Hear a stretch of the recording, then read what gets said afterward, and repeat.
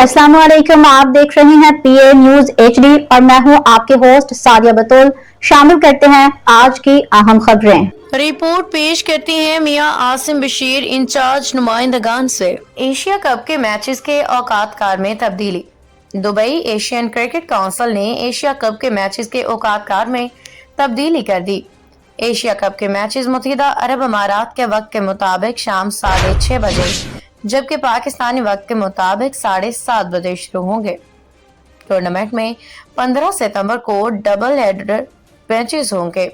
Abu Dhabi में UAE और Oman के दरमियान मैच दोपहर 4:30 बजे जबकि दुबई में श्रीलंका हांगकांग के दरमियान मैच शाम को मुकामी वक्त 6:30 बजे शुरू होगा।